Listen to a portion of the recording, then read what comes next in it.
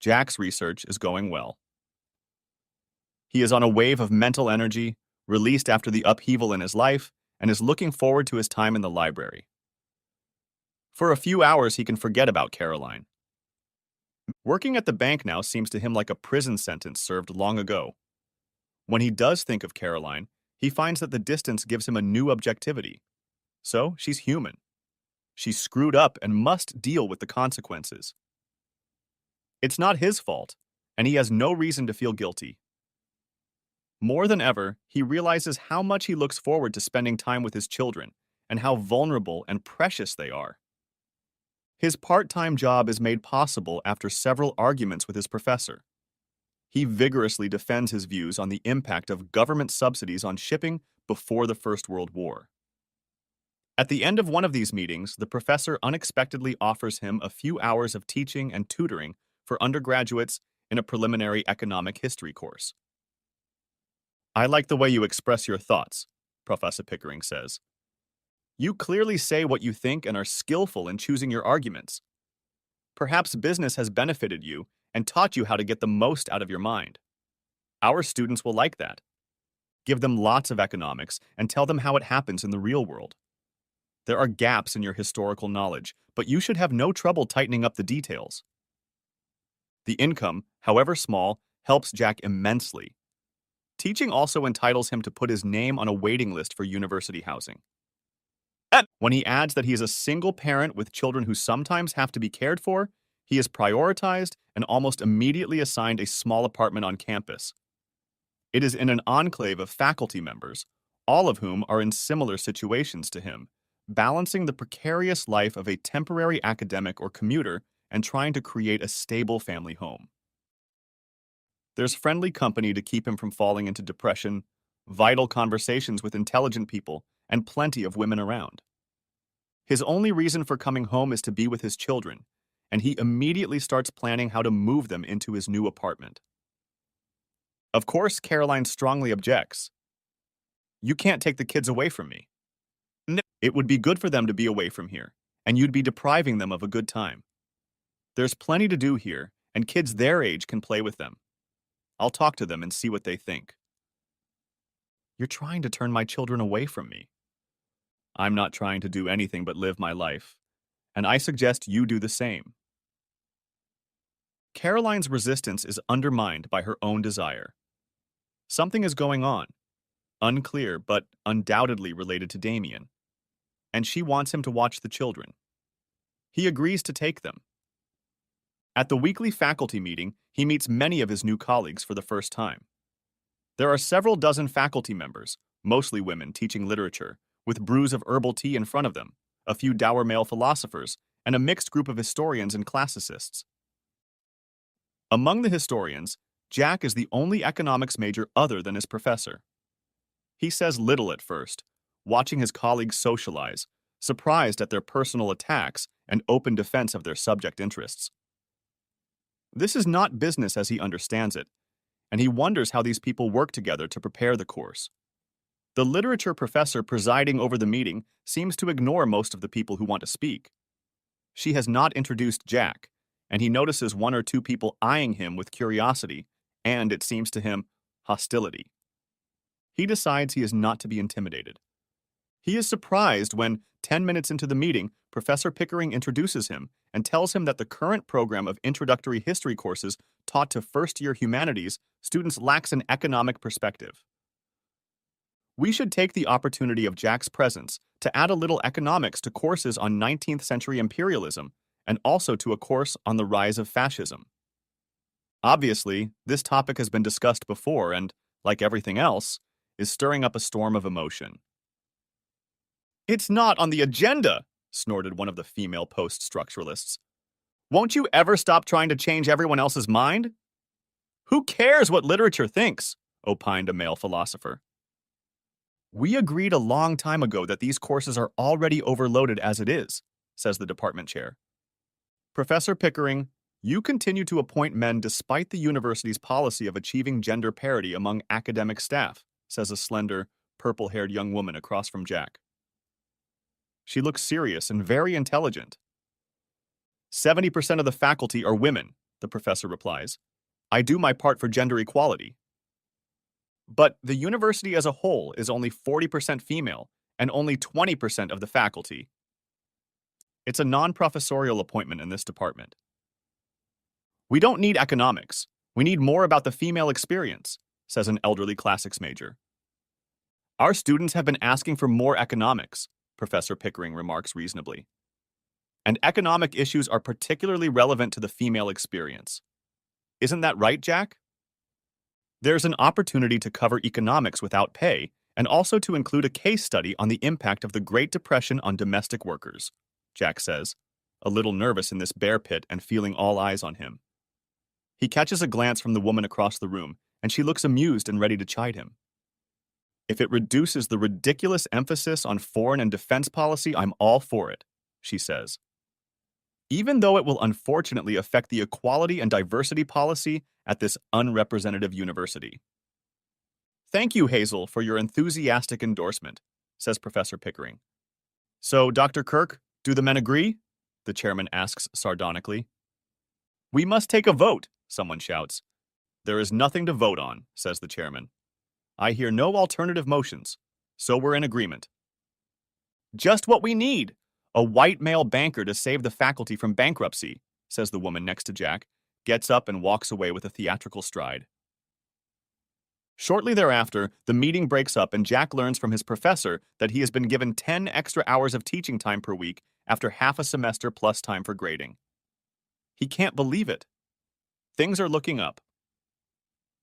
He begins to feel at home when he starts running again.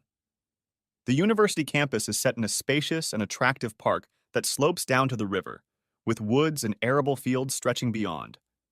He goes outside at lunchtime, when the sun is high, and follows a short route he has mapped out that takes him along paths where he can run on soft surfaces. He is so gripped by the experience and excited about his new surroundings that he continues on to the second lap, leaving himself plenty of time to shower and change for the afternoon workshop. He hasn't felt this good in a long time. The next day he runs in overcast weather and concentrates on speed, wanting to make up for his recent neglect of his physical fitness and believing that by setting physical goals, he will help his mental recovery. He has crossed the river feeling strong and fit, only a little sore Achilles left over from the previous day, and is already racing up the slope through the woods when he sees a runner ahead of him, a slender woman.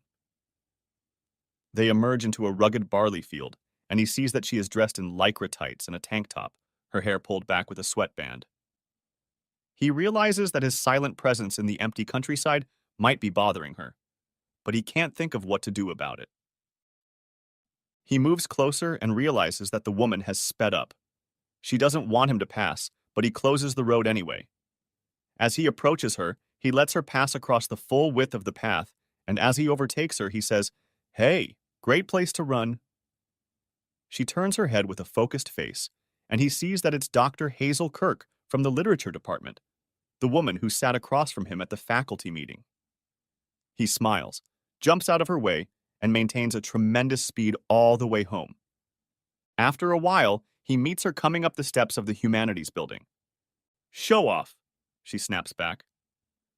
He can't tell if she's joking and tries to speak in a light, self-deprecating tone.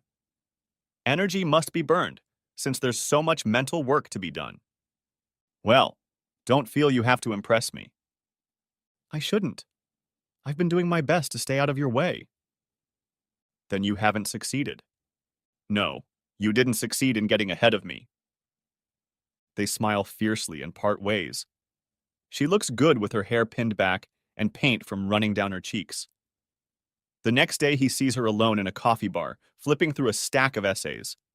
He takes his coffee and sits down across from her. "Tell me you don't mind if I sit here." She shrugs. "Why should I mind? I'm busy." "I'm lonely. I don't know anyone here. We work in different departments, but are we allowed to be friends?" She looks up sharply and they stare at each other. Finally, she says, "You don't need to ask permission. I'm basically happy to talk to anyone." "You're angry. Why?" Stunned, he looks at her more closely. Could she really look right into his heart? "You don't like me?"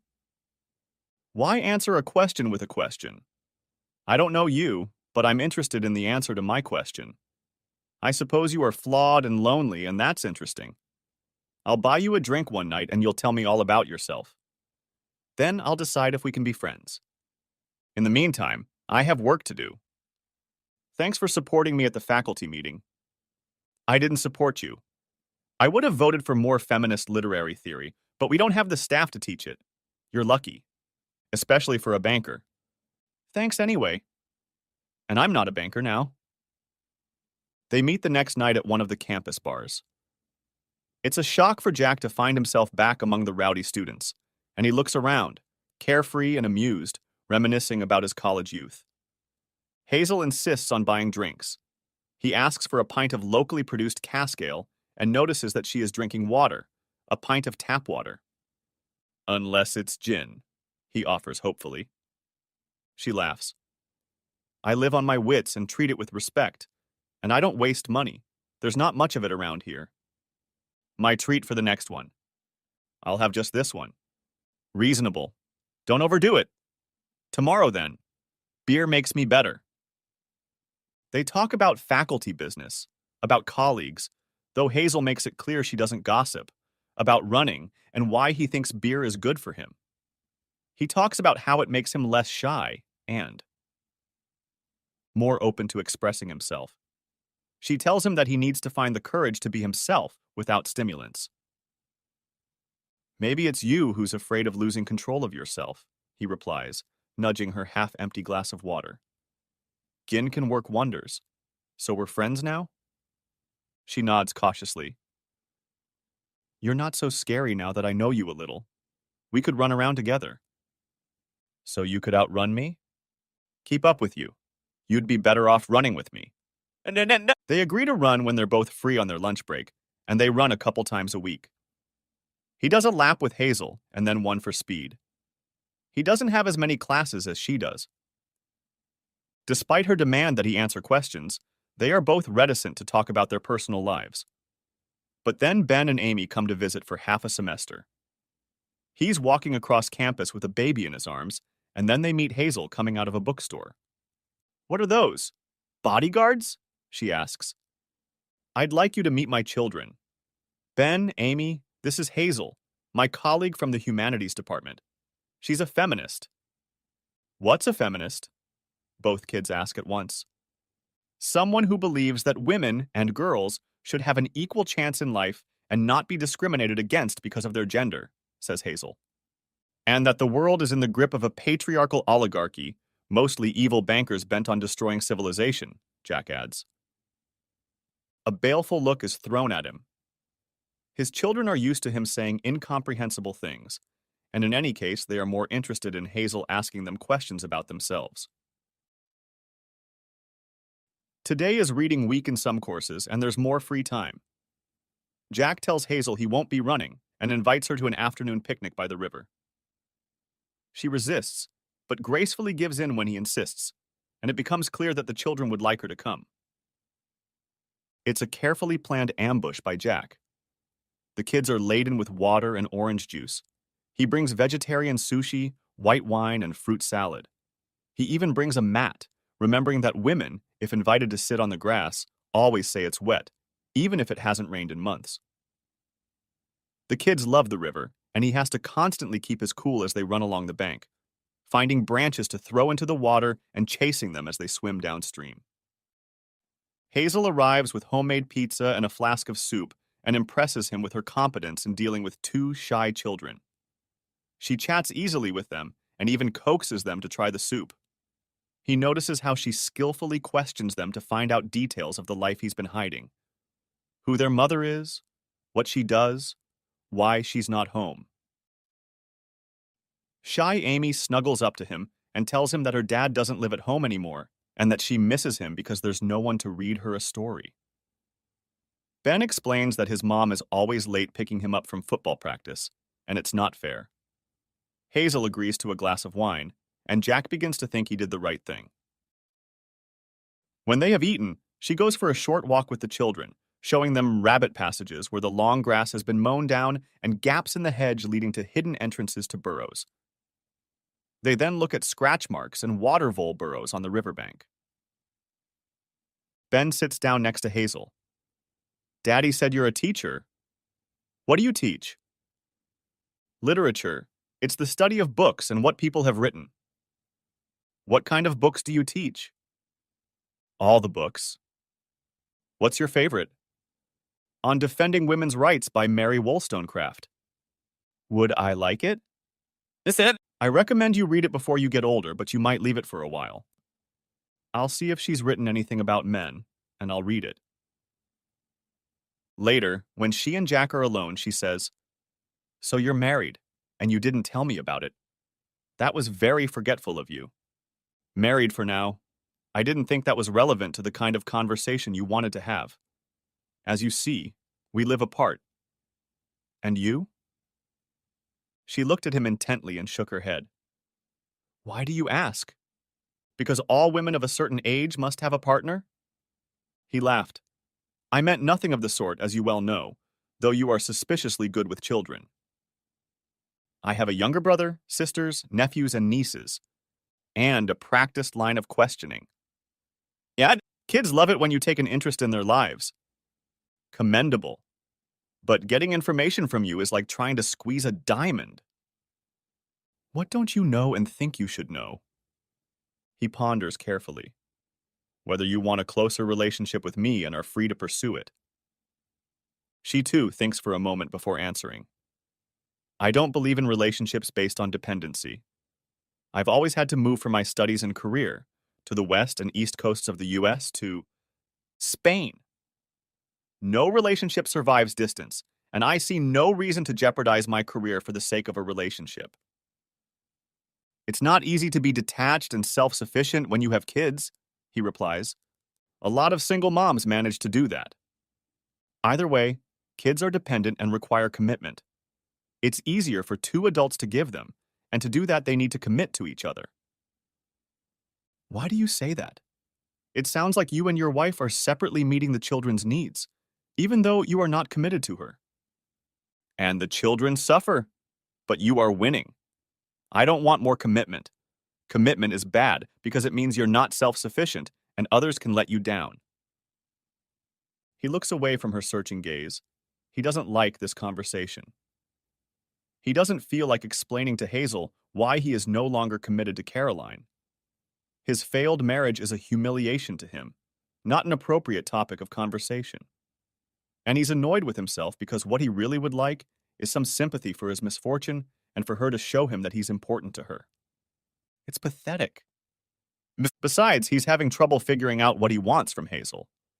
She's not easy in any sense of the word, and yet he looks forward to her company. Is it because he's lonely, or because he needs a relationship to prove he's not a loser? He even wonders if he's instinctively looking for a partner to help him with the kids. His rational mind warns him that the last thing he needs is to get attached to a woman again. He and Hazel are both very busy, but they cook for each other once a week and run together at lunch when they can. They chat mostly about teaching, faculty, research, and administration. She asks about his children, but he rarely manages to get her to talk about herself. He knows that she grew up and went to school in Bristol, that her parents live in Bath, and that she studied at Cambridge University and then did her PhD on William Godwin, Mary Wollstonecraft, and Mary Shelley in the department at Brighton. Her supervisor was a bearded sorcerer, now dean. Academia is a world of incest. He cannot learn anything about her social life before he arrives. From conversations with faculty colleagues, it appears that she has always been ambitious, hardworking, and enjoys doing the administrative work that others avoid: admissions officer, course director, or Senate representative. This is her first full-time teaching job.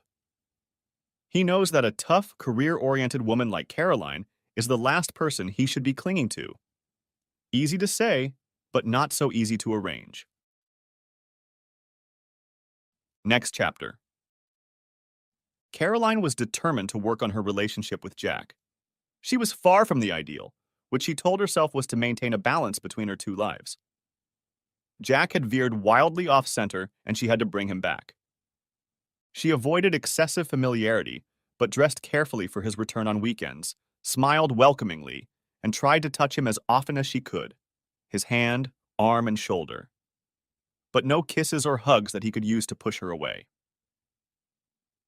"It's so good to be together again," she told him. "We know each other so well. We have so much to talk about, and I worry that we're drifting apart. We both have to do our best to make sure that doesn't happen. I'll arrange things so that we spend as much time together as we want. I've done everything I can to protect what we have." "Damien won't get anything this weekend?" "Not this weekend. I'll be honest. Damien knows we go out when you're busy, and he won't miss it. Our life can be the same as it was before." "Are you going to have an affair?" "Not an affair. I'm in love with Damien. I'm not being dishonest with you, but it's not about you and me. You weren't dishonest all those months you didn't tell me, when you were having fun with Damien to see if it was serious, and I went to work thinking I had a loving wife who stayed up late too often working?" She was quiet for a moment, but finally said, "You have a deft way with words. You can always make me look wrong. But Damien and I love each other very much, and you can't twist things to make it look bad. I wish I could find a way to show you what a good man he is. You wouldn't be jealous if you saw what makes me love him." She started to cry, another novelty, but not necessarily off script. Wiping her eyes with a tissue, she said, "I didn't want to talk about Damien and me. I know it's painful for you. I wanted it to be about us. I love you, you know that, and you know how much I care about you. There's no point in punishing me. Maybe what happened seems unfair to you. This isn't what you signed up for when you married me. But neither did I. Surprises happen. I'm as surprised as you are, and I need your help. Damien is a special person, and I can't act like we've never met. He's a part of my life, and we have to figure out how to deal with the fallout." "And what are you suggesting? That you be my wife 4 days a week and Damien the other 3? Or the other way around? You've been with me a long time, so Damien has a lot of catching up to do. I'll give him an extra day." She shook her head, tears coming to her eyes, and he went to make coffee. When he returned, he saw that Caroline wanted to try something different too. She sat down next to him on the couch. "Honey, things aren't going right. We need to work on understanding each other. Stay with me for a while. We need a better plan." "You're working on it. You and your sweetheart. I'm sure you'll come up with another plan, like the one where you tell me I'm displaced." "No, Jack, that was never true. Our marriage is worth fighting for, but you act like you don't care. That makes me very sad. I'm sure if you think about it, you'll admit that you could have done more to keep me from falling in love with another man. We need to be together more." "You mean if I hadn't gone mountain climbing when you forbade me to do it, when I needed to work, and you were stressed out when I refused to do what you wanted? I mean, if none of that had happened, you wouldn't need a lover?" "Fine. I get it." She blushed. "I told you it wasn't planned. I wasn't looking for a lover." 3 months before, there had been a huge problem between them. For months, he'd been asking her where she'd like to go on vacation, and she hadn't wanted to agree to anything. Now he knew it was because of Damien, but at the time he thought it was because she didn't like the places he wanted to visit. He finally gave in and booked a vacation to do what he wanted to do alone. She'd been furious, complaining about childcare, but he'd gone anyway, walking and climbing around northern Greece. She was quiet for a moment, then brightened and looked at him again. "I understand the pain this has caused you. It's your foolish vanity. I can't say no to Damien because I love him, and it's part of my expression of my feelings. It's like having a nice dinner with someone. You dress up to give the event a special charm, to savor the moment. And you can enjoy a business dinner as well as a dinner with a loved one. I love Damien. I adore him because I adore him. I want to be perfect for him, but only because I love him so much." Now she was pleading with him, begging him to give her a chance to explain, to confess her love and gain his approval. "Please listen to what I have to say. I love you too. I love you. Just as much as I used to. I have a tremendous capacity to love, far more than most people. Damien won't change anything in our lives. I am your wife, I share your life, and I love you. I know you better than anyone else, and I know we need each other. Damien will never stand in the way of that. I'll take care of it. Now I want you to go to bed. I hate it when you sleep away from me. You can't get comfortable on the couch, and it just makes me feel bad. You're probably right. I'm a limited lover in every sense. Little capacity for love, limited in bed, and I make you feel bad. I realize that now. Strangely, I can't sleep next to a wife who dreams of her lover. Please, this is important. I want to be with you, to show you my love. Why? Do you imagine I want to sleep with you? Don't you know me at all? Do you think I want to sleep with a woman who just had fun with another man? If I liked that, I'd find myself a whore. She shuddered. That's a terrible thing to say. Terrible. Anyway, I appreciate your candor. Be grateful for mine. Do I have to apologize again? I wanted to act in good faith. Sex shouldn't get in the way of anything. Don't worry, it won't get in the way. It won't happen between us. Ever. Their gazes met, and he noted with satisfaction that he'd finally broken through her nonsense. She set aside her wineglass and stood up. How can you ruin everything when I've put so much effort into this? You're right. I am such an asshole. But don't worry about me. I've made a lot of friends at the university, and special ones at that. I won't suffer. He said it to thank Damien, but in the same instant, he realized it was true. Hazel was special. Just thinking about her made him feel better. This isn't what I wanted. You'll get over it. I've already gotten over it. I don't even think about Damien lately. She ran out of the room and he ran again, ran like he'd never run before, dead, bloodless, inspired. Another weekend, she came to him agitated and angry. My father called and said they called while you were here. Did you talk to them? He nodded. Did you tell George they couldn't come tomorrow? We can't let my parents upset the situation, especially now that we've gotten to live together so much better than we used to. Of course I said they could come. I like your parents. They're a lot of fun and I don't want them to be disappointed. You've already told them they can stay, and I see no reason to refuse the invitation. She was furious. Don't be stupid. That was before you went to Brighton. You know why they can't come. I suppose you intend to carry on this farce of sleeping on the sofa, and what will they think? He shrugged his shoulders. Are you afraid of the truth? They're adults now. Let them draw their own conclusions, or you can explain sleep to them. Find out if your mom thinks your two men in a marriage scheme is very sensible. I'm sure they'll understand. Or are you afraid George will think his dear daughter is misbehaving? She gloomed. That's a very selfish attitude, and I think you're trying to punish me. If you don't do what is necessary, I'll put them off. But why should they suffer? You're right. It's not fair. Maybe you should tell Damien that this was all a mistake, that Mom and Dad won't approve. And for other reasons, it would be nice if you shared my bed. She added. Doesn't Damien give you enough? Don't be rude. I'm thinking of you. It's not good to be without you. How do you know what I'll get? She looked at him intently. I figure that since you refuse to be with me, you get nothing. If you're sleeping with me, I think you should tell me. He smiled back at her. You mean in case I pass some nasty disease on to you? But don't worry. I won't wait more than 3 months before I tell you about my cheating. Isn't that what you did to me? I don't sleep around, she muttered.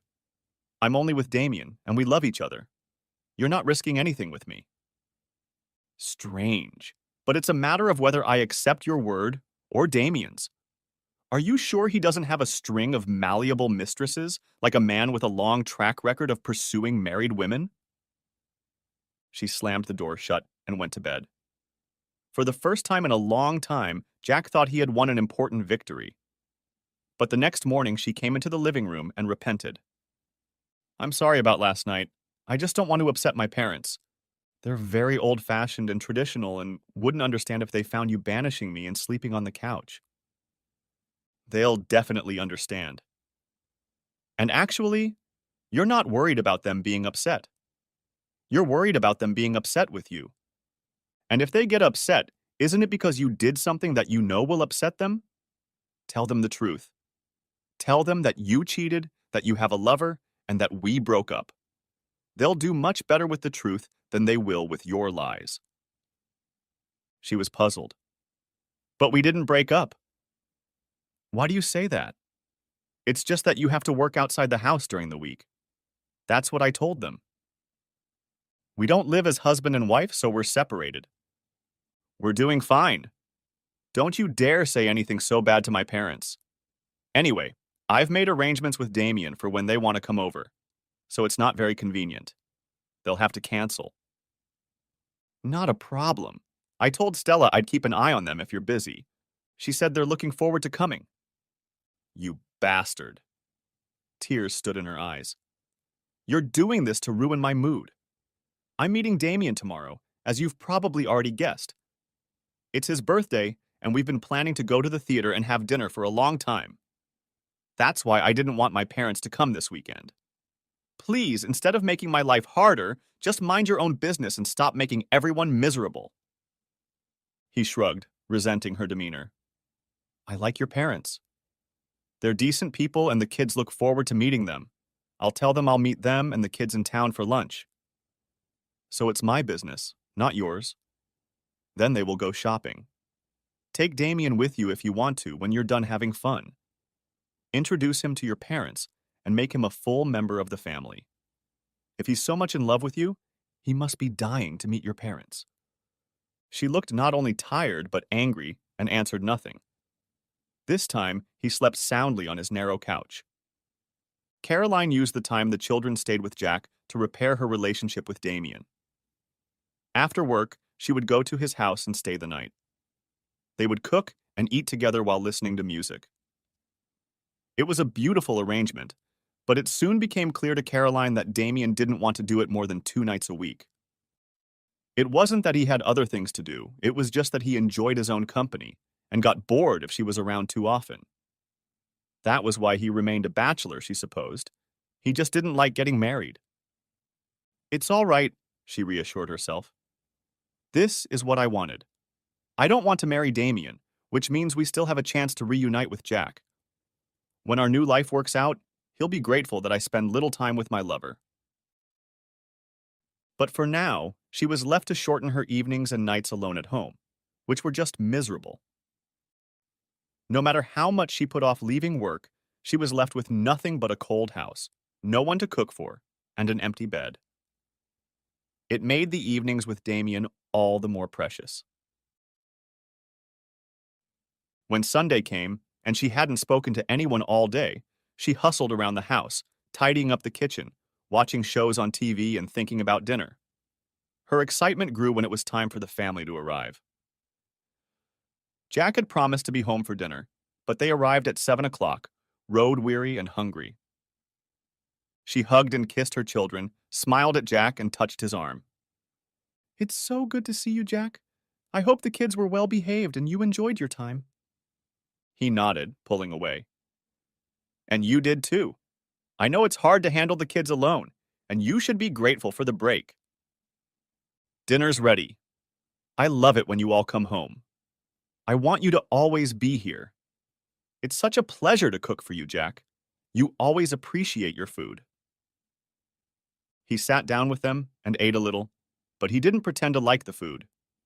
She made stew because it was cheaper than buying a piece of beef. The kids liked it, but it was quite different from the usual Sunday roast. She thought about buying wine, but decided it was better to let Jack see her poverty.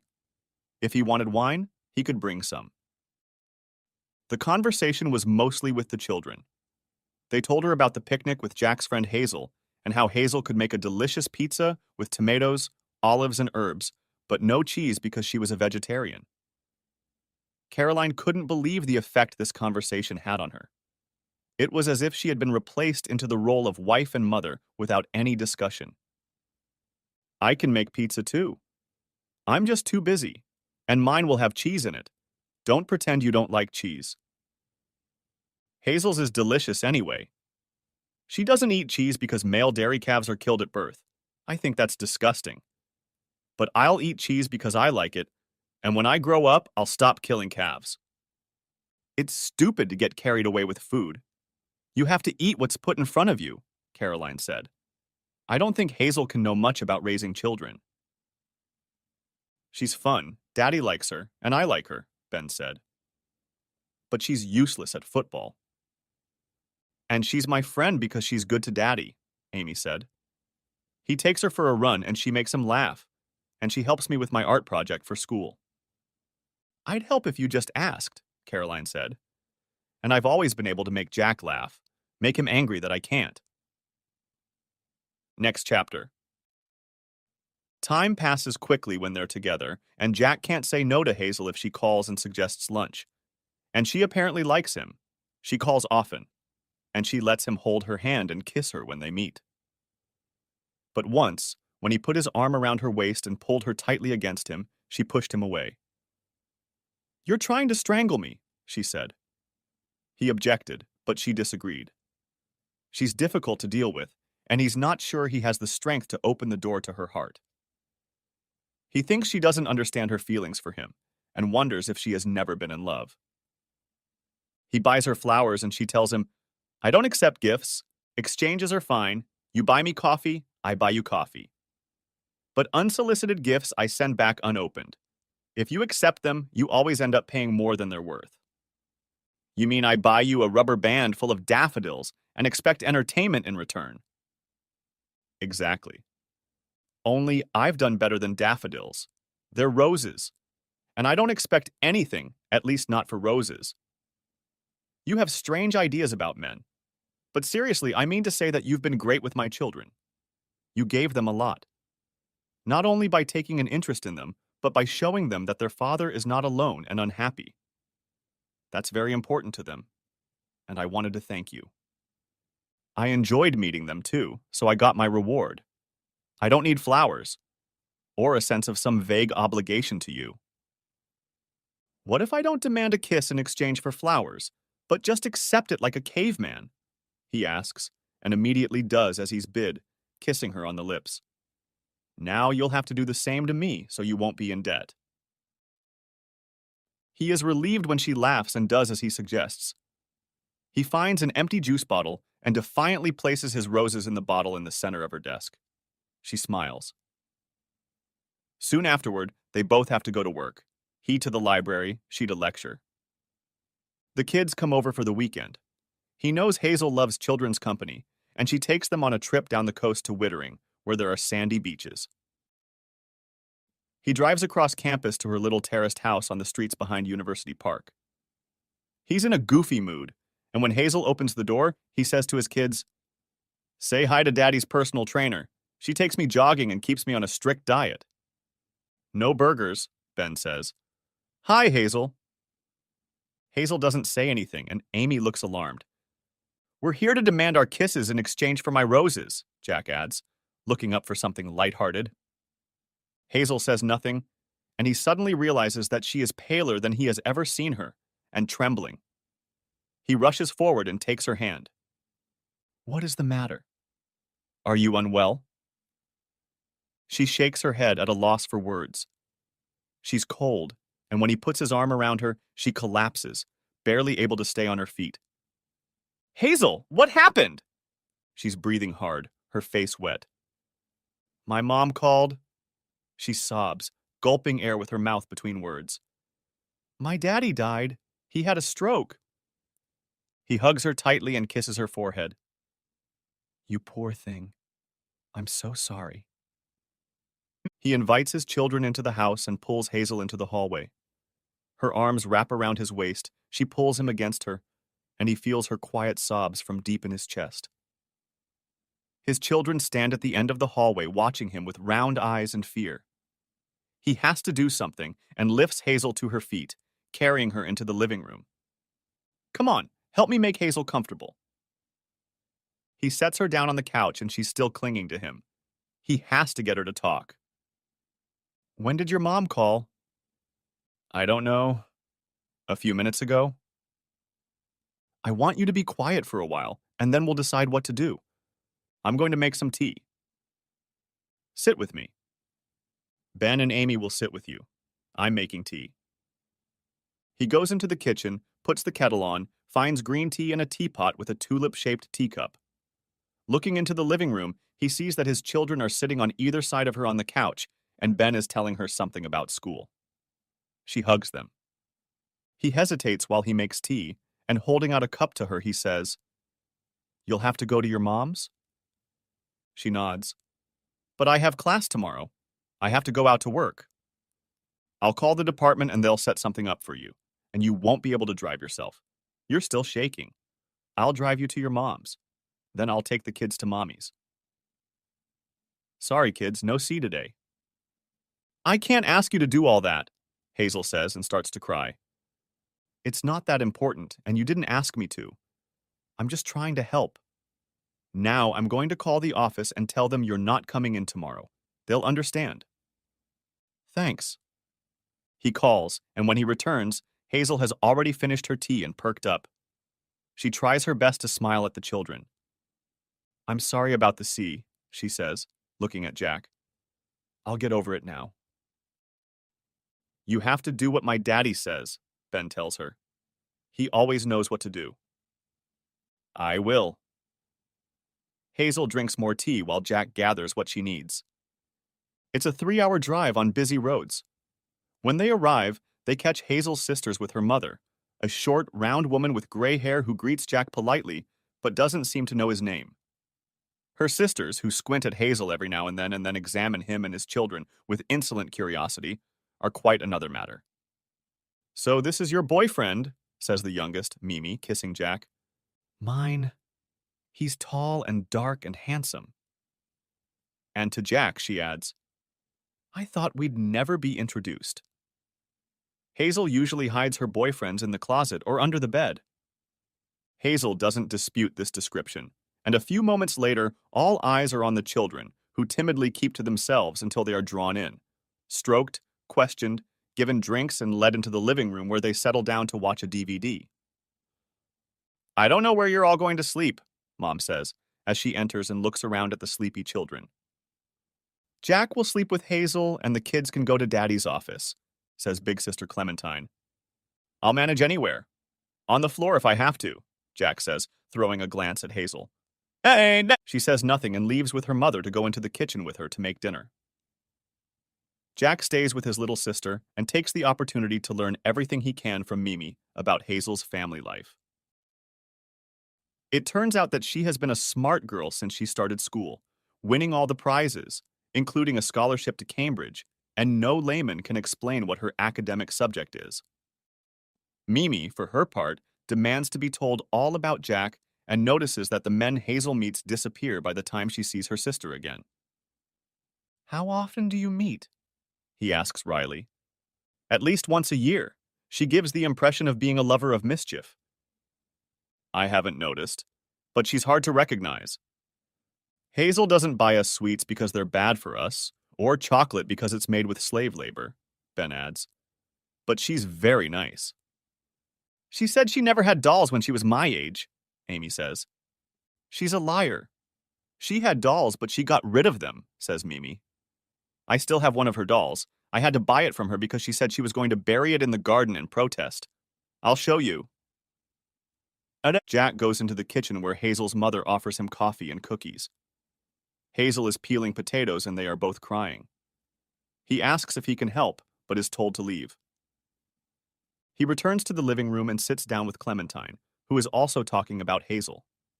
She wants to know about her work, and Jack explains her fiery feminism, shocking speeches at faculty council meetings, concern for students, and scathing deconstruction of literary texts. At dinner, he has to talk about himself and his family, and the kids join in the conversation. There is a somber emptiness at the end of the table where the father sat, and a willingness to laugh at anything. Of course, he doesn't say anything about Damien, and the kids can't ask why he left their mother. He talks about his old job and how glad he is to have left it. Later, he chats with Hazel and tells her that he can't take advantage of the situation to be in her bed. "Don't be a fool," she says. "We're both adults. We both need a good night's sleep. Now he busies himself with bathing the kids and putting them to bed. Meh. Mimi puts up her hand and picks up some books from her childhood to read to them. She looks a lot like Hazel, only softer and gentler. He realizes he admires and responds to Hazel's cuteness. He wants a woman who is mentally stable and gives as much as she receives without complaining. She may be hard to recognize, but if she thinks something is important, she's sure to say so. Everyone has a drink before bed. Hazel only has tonic water. Everyone is immersed in themselves, all thinking about their loss. And Jack sips his scotch, wishing he had met Hazel's father. Dutch courage, he remarks, hoping to lighten the mood, and sips his drink when it's time to go to bed. Everyone giggles and Hazel slaps him in the face. He wishes her good night and takes her hand, leading her upstairs. He gets into bed first. She rummages around in bed, changes clothes in the adjoining bathroom, and returns wearing a t-shirt that says, "Faculty Whore." Ironic? He asks. How would you know? She turns off the light and hugs him. The next morning, the kids run into the house and ask if there will be breakfast. Left alone, Jack tells Hazel. I have to divorce Caroline and settle this situation. I'm not the marrying kind, Hazel warns. Maybe not, but you're mine, and I'm a one-woman man. It's time to get the kids home. A few days later, Jack heads out for coffee at the end of a difficult seminar on labor unrest in England before World War I. When he was a student, he argued vigorously about the merits of organized labor, unions, socialism, and communism. But now the young don't seem to care. It depresses him, and he thinks of ways to make the subject interesting. The weather is warm. He takes his coffee outside and sits on the edge of the fountain that takes center stage on the concrete piazza. He tries to relax and create the right mindset for the rest of the day's library work. A student from a seminar comes up to him and asks about the reading list, and he chats with her, realizing that she's doing her best to flirt with him. He concentrates on coming up with alternatives to the books she can't find, and eventually she leaves him alone. He closes his eyes, trying to free his thoughts, raises his head, and sees a vaguely familiar man walking towards him. One of the faculty? He doesn't think so. The man is standing right in front of him. Look here, I want to talk to you. Jack says nothing. The man is dressed in a gray suit, has curly gray hair, a little long, and he's looking right at him, accusing him. Not the faculty. It's the embodiment of his nightmare, Damien Curd. Jack remains seated, motionless and tense, waiting curiously to see what will happen. He has tried his best to avoid this encounter, but he is not sorry it happened. He stares intently at Damien, and even though his opponent is 50 pounds heavier and more threatening, he knows he's not going to back down. This is his land, and he will not be defeated. Damien's voice is thin with tension, and he can hear a hint of spittle in it. He has already prepared himself for this confrontation. I suppose this was your pathetic revenge. You ruined my life and admitted to sending that damn letter. It's obvious, but you have to admit it. You have to sign this statement. What you did was criminal, but if you admit it, I'll let the matter rest. Damien shoves Jack close, pushing the piece of paper forward, eyes bulging, lips tight, saliva on his chin. Go home. Jack doesn't know where that voice is coming from. He experiences a rush of adrenaline along with it. He stands up so that they are face to face and looks directly into the bloodshot eyes. It's hard to believe that this completely unremarkable man has undermined and destroyed everything he's built his entire life. He is protecting not only himself, but his new life, his children, all of civilization. I don't have to do anything. You're the one who ruined everything. Now get out. I talked to the police about the burglary of my house. I gave them your name, and eventually they'll get you. You better sign this statement. Crawl back into your hole and don't come out again. If you hang around here and cause trouble, I'll gladly kill you. No one will miss you. You're a loser. Just sign it. Jack sipped his coffee so that drops splattered Damien's shirt and fell on his polished patent shoes. He thinks he'll lose if Damien fights, but so be it. Damien is sweating. Not the same cold, controlling counselor at all. This is not the time for who struck first? Duels. There are plenty of people around, but no one seems to be looking. Jack grabs Damien by the lapel and pulls him toward him. Get out of here before I throw you out! Damien turns around and lunges. The haymaker's blow flies past Jack's cheek and he bounces to the side. Jack nudges him so that he trips over the curb and falls, splashing water. A dozen people are watching. They don't look surprised and clap their hands tiredly as if they've seen it all before. Damien rushes toward the fountain, but Jack steps aside. It takes him some effort of will, but he moves on without looking back. The paper he was told to sign is picked up by a breeze and fluttered across the piazza, but he keeps walking. He expects to be chased, but he reaches the library and passes through the gate using his security card. A shiver begins to hit him, and he sits down on the nearest seat, picking up a newspaper. He feels good about himself. He feels like screaming at the top of his voice and beating the air with his fists. This feeling lasts until the evening, when he arranges to meet Hazel at the bar for a drink at the end of her late lecture. When he arrives, she's already sitting there with a few students and casts him a sullen look, as if annoyed at being disturbed. He politely asks if anyone would like a drink and goes to the bar to get one for himself. When he returns, the students have already left, and he leans in to kiss Hazel. She wastes no time and doesn't spare his feelings. Are you trying to shame me? I trusted you, and now I find out you're just a street thug. How could you? Stunned, Jack sits up. Wait a minute, Hazel. I take it this is about my meeting with Caroline's lover. What do you think happened? This is between him and me. The bastard attacked me, and I defended myself. I was too restrained compared to what I could have done. A fight in public? This is a university. We pride ourselves on training minds to solve the world's problems. How can fighting help you? I hate what you did. There's always another way out. I should have let him hit me? You should have walked away. I did as soon as I could. Fighting in front of everyone in the university square. You're getting a bad reputation. I feel humiliated just knowing you. I hate that kind of thing. I haven't done anything to you. That goes against everything I stand for. What chance do women have if men assert themselves with their fists? Equality requires living by civilized rules and respecting each other. I didn't hit a woman. You're the one who said no one belongs to anyone. I take responsibility for my act, but you had nothing to do with it. And if it happened again, I would do the same thing. I'm not a pacifist. I believe that what you believe in should be fought for. You just don't have to fight with your fists in most cases. I'd say you think the same way, and that a man's physical strength can be used to defend equality as much as it is a threat. You don't know me at all. I believe in living by principles. I don't want to know a man who uses his fists to ease his feelings.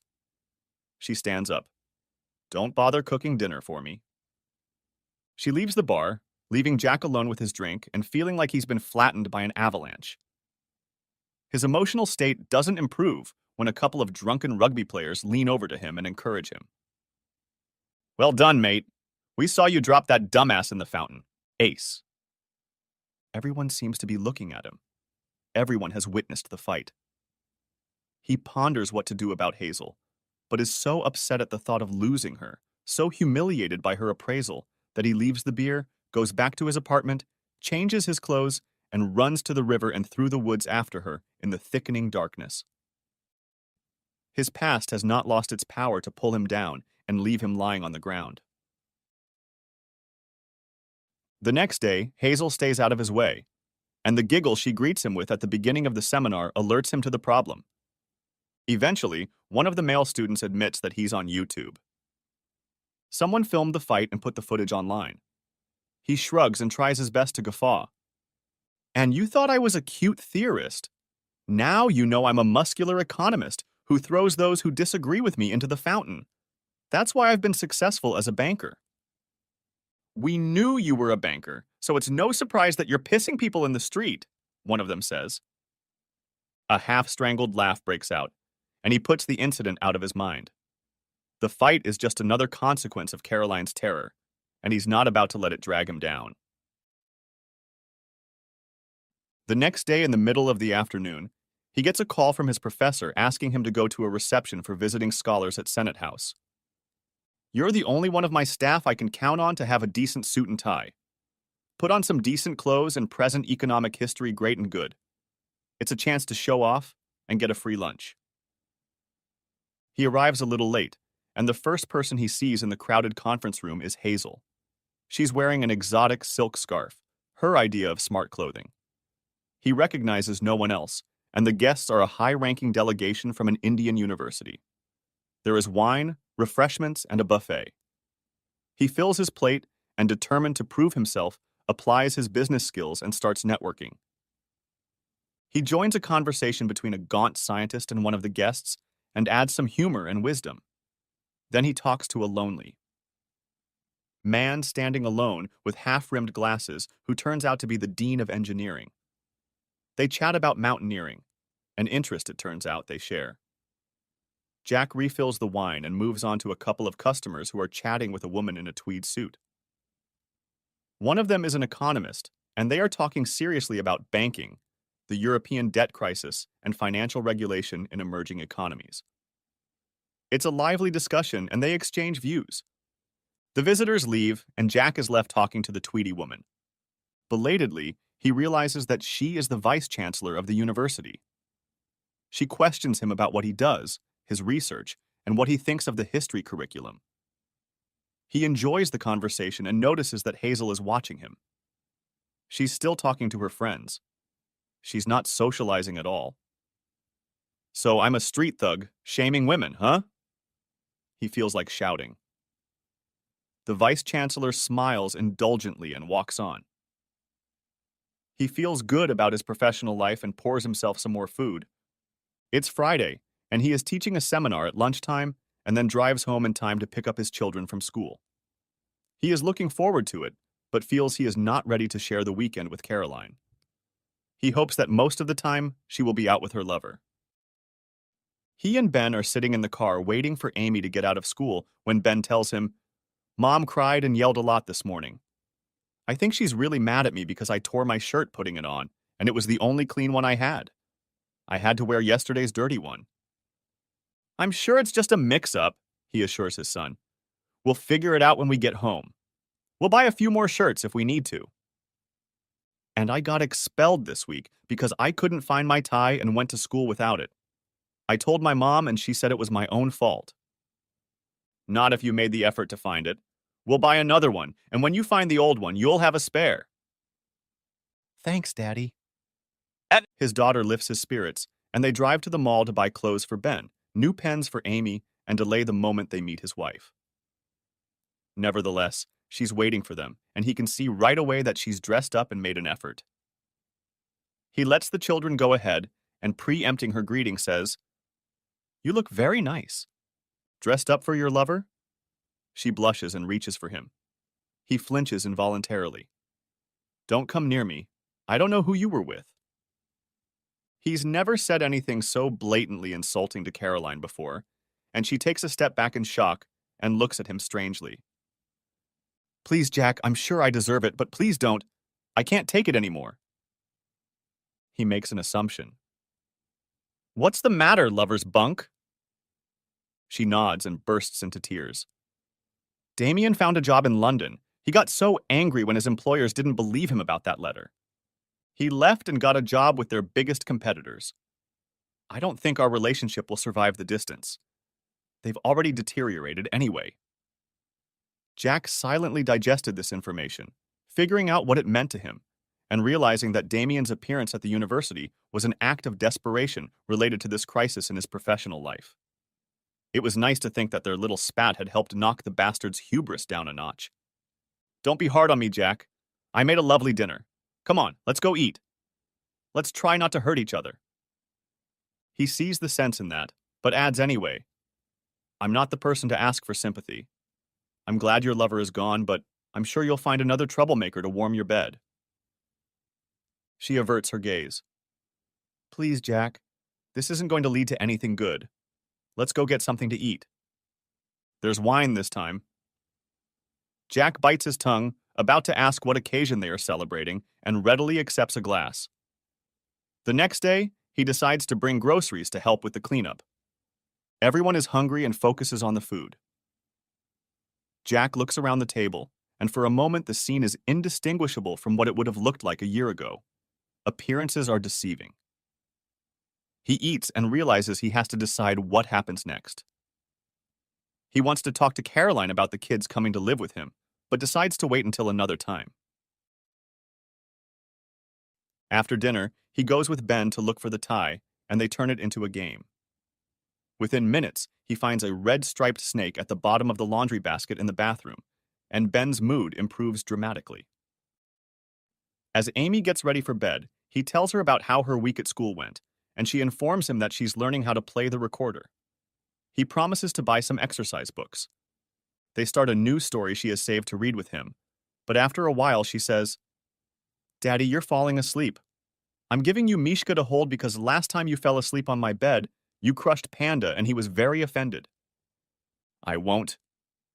He protests and very soon falls asleep. The next day they go shopping, and Jack imagines that with Damien gone, Caroline thinks things are back to the way they were before. He tells her that Ben should have a proper school uniform with everything he needs stocked up, and she whirls them around the stores, buying everything he needs. They can't find Amy's book on playing the recorder, but he tells her he'll be sure to find it in Brighton, where there's a good music store. Then they go food shopping, and he buys a huge lunch for the evening and food for dinner for every day of the week. Caroline lets him spend the money and doesn't say anything, but he can see that she is happy. There is a week left of the semester when the plan is for the kids to stay with Jack. He wonders how Caroline will feel about it. He knows she won't like being alone and wonders if she will try to see Damien in London. He mentions his plan to take the kids, and she immediately says she'll bring them to Brighton. "It will do me good to get some sea air, and I want to see where you are staying. The children have told me so much about the university." He is surprised but can't object to anything and wonders what she is up to. Does she imagine that if she tries hard enough, she can win him back? Even Caroline must realize that's unrealistic. But when he thinks about it, he realizes that's exactly what she thinks. Next part. The kids were excited, packing for the week, chatting and singing songs in the car on the way out of town. Caroline knew they were happy because they were going to see their father, but she was in a good mood too. It seemed like it was a holiday for all of them, and she hadn't had a chance to enjoy the company of her children in a long time. Silly. But she couldn't wait to see Jack's new home and hope that he would behave more calmly on his own turf. If they could at least be friends, she would break his bitter shell and with her best efforts, find a way to rebuild their relationship. They had always enjoyed each other's company, so why not do it again? The road was bad, they took a wrong turn, the freeway was closed due to an accident, and it was raining. By the time they found a parking spot by the university, the kids were cranky and hungry, and she was exhausted. "We need a place to sit and eat when Jack gets here," she suggested to the kids, who were already running out of the car and raring to show her around the campus. "That's where Daddy works," Amy said, standing in the piazza and proudly pointing to the concrete and glass humanities building. "Let's go to the refectory," Ben said. "Dad says they make good hamburgers there with 6 kinds of relish, and the chips aren't bad. We haven't had a chance to try the hamburgers yet." He led them to the cafeteria, which was bustling with staff and students grabbing quick bites, saying hello to friends, and stopping for business between the counters. Eventually, they found a free table, and Caroline texted Jack to let him know where to find them. She hoped he wouldn't be too long, because they were hungry, the kids kicking each other irritably under the table and looking back at the endless procession of people hoping to see Jack. "There's Hazel," Ben said suddenly, straightening up in his chair. He exclaimed, "Hello, Hazel. I bet you're eating soup, not hamburgers." She was talking to a woman with a braid in her hair, but she lifted her head and smiled, glancing apprehensively at Caroline as she approached. "Hi, Ben. Hi, Amy. I hope you're having a good day. A few more years and you'll be able to come to my lectures. Not the place to try to find peace, she added, turning to Caroline. Hazel is Daddy's girlfriend, Ben explained to his mother. Actually, no, Hazel replied. Lest it sound like an insult to Ben, she added. But I remember the great picnic we had by the river when I brought my soup and you taught me how to play football. You make sure Daddy doesn't get lonely, Amy said. No one knew what to say to that, and finally Caroline said, I should introduce myself. I'm Jack's wife, and these are my children. Do you work with him here? Not exactly. We're more like competitors, on the same faculty but with incompatible educational and teaching ambitions. He's the kind of guy who clamors for exclusive men's studies programs, where they talk about the triumphs of great men. Caroline brightened. So you're not friends then? Jack takes his subject very seriously. Jack didn't tell me he was married, and I minded my own business. I hope Ben and Amy consider me a friend. We had fun together. Please have a seat. This is a difficult conversation, but I'm worried about Jack and I don't know what's going on. If there's been a misunderstanding, I suppose it's my fault. I wouldn't want you to worry about Jack.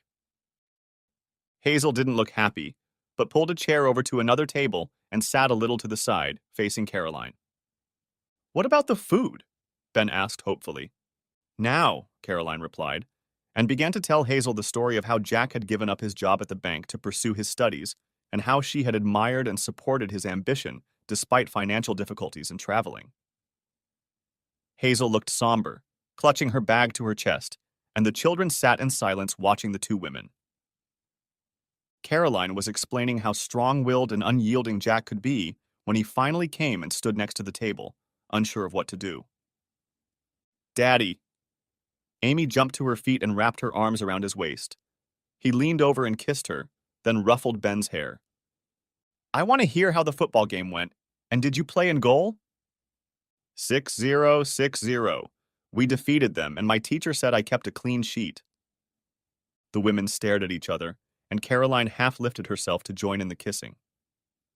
Jack walked over to the other side of the table and sat in the chair between his children.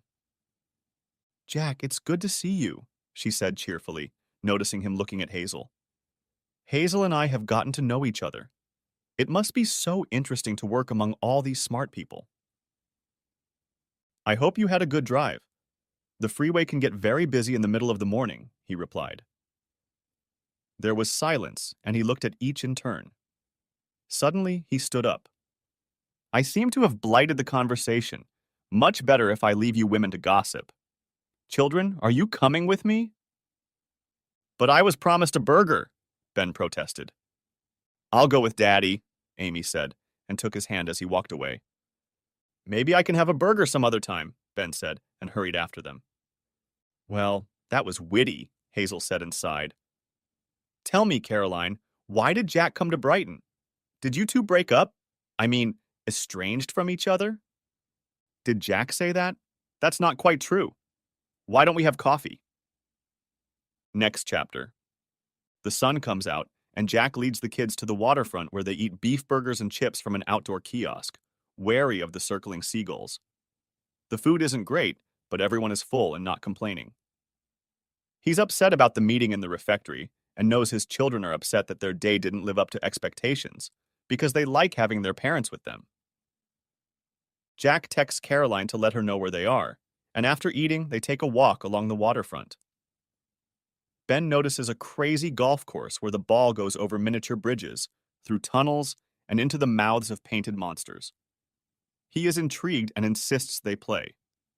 Jack agrees. They gather balls and clubs and wait to play the first hole. Ben takes the competition seriously, planning his strokes, but mostly going overboard. Jack has to help Amy by wrapping his arms around her shoulders and holding the club with her. After the first few failures, they have a lot of fun. Ben has to do some serious work, but on the last hole, he wins. Hot and thirsty, they look around for ice cream and find Caroline sitting on a bench watching them. You looked so happy. I needed a break, so I watched you play, she explains. Jack, I'm so sorry about what happened. It was an accident, and I didn't mean to hurt you. I didn't prepare myself to meet Hazel, and I was embarrassed too. That's okay. It wasn't your fault. We had a good time without you. I'm just going to go get the kids some ice cream. They'd like to go to the beach. They sit down on the pebbles at the top of the beach. The kids take off their shoes and socks and run down to the sea. Caroline sits down next to Jack on her folded jacket and closes her eyes against the sun to watch the children splashing in the waves. You gave up on us, didn't you? She says. I suppose you want a divorce, and I feel so sorry for the children. It's obvious that Hazel is reaching for you. Jack considers his answer carefully. Perhaps a divorce is a good idea. I explained to Hazel about Damien and made it clear that I wanted to keep you. I think she had a hard time understanding my point of view. If you want to know, she's on your side. But I'm not going to let you walk away. I'm going to fight her to the bitter end. She doesn't need to know about our messy lives. I want to make sure there are no misunderstandings. I won't let you run away. Is that real? You're right, it's over between us. I'm glad you worked it out in the end. It was over between us the moment you took your mind off married life. I'll want a divorce, but that's not the priority right now. It's more important to get the kids settled. I'm trying to think straight, do the right thing, and I think it would be better for them to stay with me for a week next semester. There are good schools here and inexpensive after-school facilities on campus. In any case, my job is more flexible than yours. You want to take them away from me. This is about them, not you. Think about what's best for them. Leave me alone. You have Damien. Chase after him. Think about someone other than yourself for once. Don't make fun of me. Please, Jack, I want you to think again. My affair with Damien was going to happen. I would have been a coward to turn down his offer of love. It was my destiny and nothing good came of it, but don't punish me for trying. Now we can go back to the way things were. I've learned my lesson. So have I. I don't want to live with a woman who betrays me when it benefits her. I won't do it, not even for the kids. They deserve something better. I never betrayed you. Even now you haven't given up on Damien. You're just backing yourself up. You're still thinking about yourself, not the children, and you never thought about what your actions mean to others. What you did was careless or stupid. It doesn't matter. If I'm married, I have to respect my wife. You're good company, all the things that interested me from the beginning, but now I don't respect you. It's not about guilt. Maybe you really can't help yourself. It's just that I know it's bad with you. You can only bring me more misery if I stay with you. You should be walking around with a red flag, warning people to stay away for their own safety. She cries, and when the children hurry back, she gets up and runs down the steps to the embankment so they won't see her tears. The children don't notice anything. They are enjoying the beach and want Jack to come over and look at the dead jellyfish they found.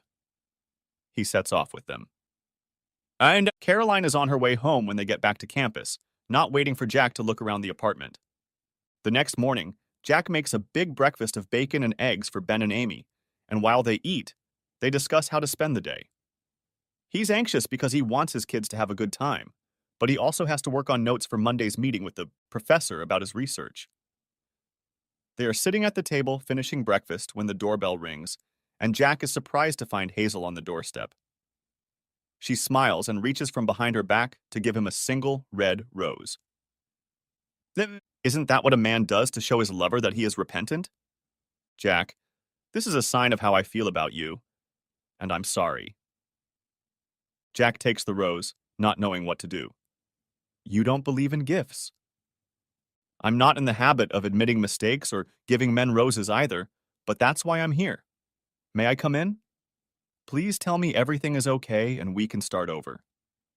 I'm surprised, but of course you can come in. And I'm sure it's the children you want to see. Jack, I'm sorry. I made a big mistake. Now relax and let me make it right. I'm not going to hurt you. She takes his hand and kisses it, then walks into the kitchen and greets the kids. Ben is very happy to see her and lets her kiss him. I saw you kissing Daddy. You're Daddy's girl. I knew all along. You can't know that unless you've been told. Jack says, embarrassed and wary. Otherwise, it's like teasing a boy in class, saying you saw him kissing a girl, when you know they'll hate you for saying that. But we've seen you in bed together, Amy says. So Hazel must be your girlfriend. That was a mistake. Letting you kids see us was a mistake, but not being together, Hazel says. My body was the rational part of me. My mind can't be trusted. My mind is a whore and my body is holy. Amy, you have a wonderful father. Jack was there for me when I needed him, but I pushed him away when he came to me for comfort. I won't be able to forgive myself for that. Of course my dad is wonderful, Amy says judiciously. He reads fairy tales well and knows what every word means. I'm not really a child, says Jack. I met you the other day for a drink, not to console you. And you stuck to your principles, which is good. It's just that your principles don't agree. Sit down and have some breakfast. It's scrambled eggs and bacon, Amy says. You have nothing to eat but tomatoes. Fried in bacon grease, Jack warns. We didn't expect a vegetarian for breakfast, and I like my kids to eat square meals. I just want coffee. But could we sit down first? Jack sits down and she settles on his lap, wraps her arms around his neck, and kisses him provocatively. You, Ben says. We'd better leave. They don't want us here, Amy says. No, both adults protest. I'll behave, says Hazel, but I had to show your dad how I feel about him. I can be an idiot sometimes, and I've been one this week. I just hope Jack can forgive me. Dad doesn't mind when I do something bad, Ben says. He always forgives me, but don't stand around when he's angry. It gets creepy when he yells. Ben! You know what I mean? Jack feels far out of place as Hazel discusses what to do for the day and blends into the family as if there was no break. He can't figure out what she's doing, but he doesn't want to distract her. Has everything suddenly gotten good? It can't be, and he's still angry at her for rejecting him. But he's glad to have her around and can't take his eyes off her. Did you change your mind when you saw I was friends with the vice chancellor? She looks at him, checking to see if he's serious. In your dreams. I'm a full-time faculty member here with doctoral students, and you're a student with a few temporary hours teaching freshmen. I'm not impressed with anyone you know, especially if it involves sucking up to the boss. But your costume is a knockout. They have a friendly bicker and both begin to relax. Jack imagines putting Hazel to bed and is amazed to notice how contented his children have suddenly become. Maybe it's because they have some instinct to recognize goodness? It is decided that they will go to Wittering, abandoned the day Hazel's father died. Jack will be able to work on the beach, and she will help look after the kids. As if the fact that Hazel abandoned them was just a dream. They gather food for the picnic, and when everything is ready, they drive to Hazel's house to pick up a few more things, a windbreaker and a rug to sit on. The sun is shining and the day promises to be warm. The beach is sandy and not busy at all, and they set up on it. Jack with his laptop, the kids with buckets and shovels. With Hazel's help, they start building sandcastles. Jack shuts himself off from everything, even Hazel's slender body in a tight bikini, and concentrates on his work for an hour. Then they eat a picnic, and he takes turns playing badminton with everyone, including Hazel, who is ridiculed even by Amy for being so bad. Then he works again, but with an eye on the children. Hazel is sunbathing with her eyes closed. Then the kids are busy defending their sandcastle against the incoming tide, and Jack and Hazel are kissing, and it feels like a dream. Jack, you're a married man with kids, and I'm a newbie. I've worked hard all my life, and I've never had time for love. This is all a surprise to me, and I'm having to learn to deal with it. I was confused when I said those things about you. You were right. It's your principles that are being tested by Damien, not mine. I have no right to judge you, and I let my feelings for you affect my judgment. I have never had such feelings for anyone, and I defended myself by telling myself that I shouldn't trust my feelings. Then your wife told me what she had done to you, and all I could think about was the pain you must be in, the torture it must be. and I felt sick to my stomach at the thought of you suffering, and that I was adding to that pain. Believe me, it didn't take me long to realize who was behaving badly. I see how you treat your children, even Caroline, how patient you are despite all she has done to you. You think of others first and only then yourself. I should have realized my feelings for you, but I couldn't admit them. I also couldn't just apologize. I was afraid of you, afraid of what you would say, afraid you would reject me, afraid of doing the wrong thing. Sure, I've had boyfriends before, but they never meant anything.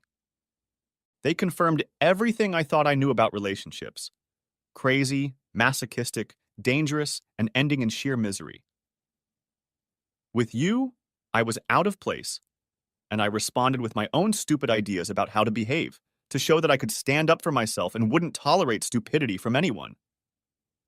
I didn't listen, and was blind to what was happening before my eyes. I was being foolish. Look, Jack, let's stop fooling around. I only came back because I love you. It's a damn awkward feeling because it embarrasses me all the time.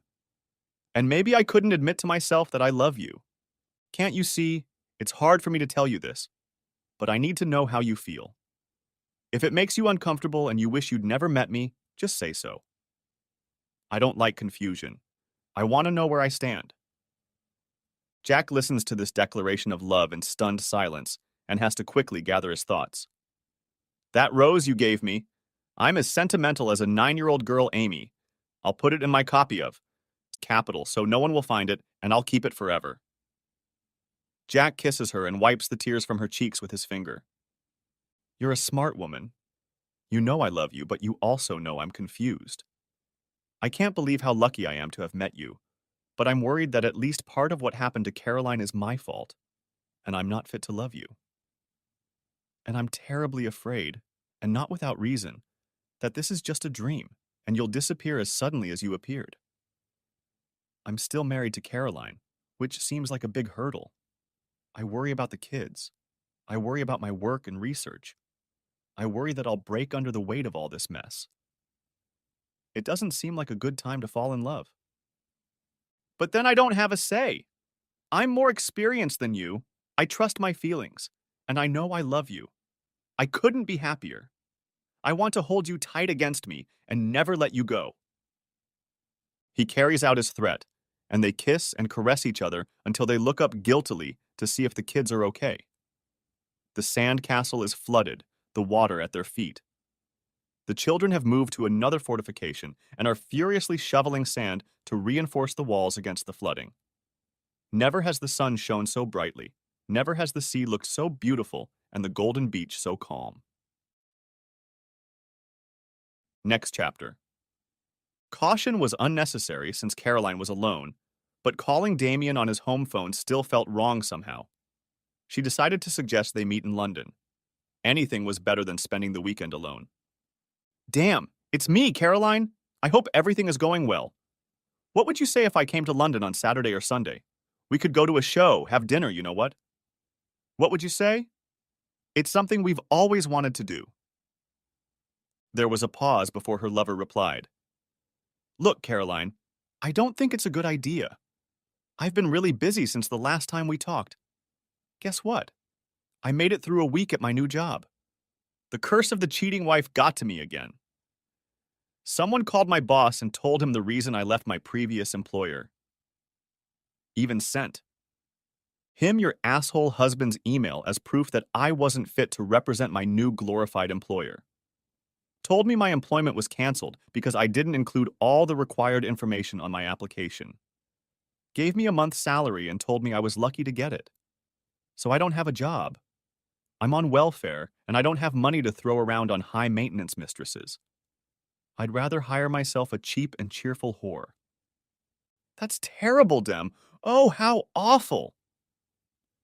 Caroline struggled to adjust to this unexpected development. And I'll bet your shitty mugger and bully husband wet his pants with delight. Let's face it, Caroline. You're bad news. You're like the bumbling innocent in comedies who walks into a store and leaves behind chaos and destruction. Look, Dem, I'm really sorry about what happened. What if I try again to get Jack to admit to writing the letter? Don't make fun of me. Why would that psychopath help his so-loving wife, especially if it's for her lover? Try being smart for once in your life. Yes, I'm trying to keep a positive attitude and I have a great idea. It'll be much better if you come here. I'll cook for you and we'll be very comfortable. You don't have to spend any money. I've had a busy week too, so it'll be good for both of us to sit at home and watch some movies. Come to your house? Do you think I'm stupid? What do you think we're going to do? Cuddle in your living room and listen to DVDs? You make it sound like I don't know you, don't know what's between us. We'll end up in bed. That's what we do. We have something more, much more. We'd end up in bed, and your psycho husband would find out about it and come after me and drag me out of the house. And then you'd probably sit with him and laugh about it. Jack isn't here. He doesn't care what happens here. He has kids now. Stay with me and we'll make each other better. Don't be afraid, Dem. We'll make it work. Truth be told, Caroline, you're not the person I'd choose to pick me up when I have setbacks. Since when do you care about anyone but yourself? If you're being polite, it's only because you need something. You're not the type to offer support. I always thought your husband had to be a saint to put up with your antics and running around. Let's be honest, you're good in bed, period. I didn't know you felt that way, Caroline said. Are you saying there was never anything between us? You know there wasn't.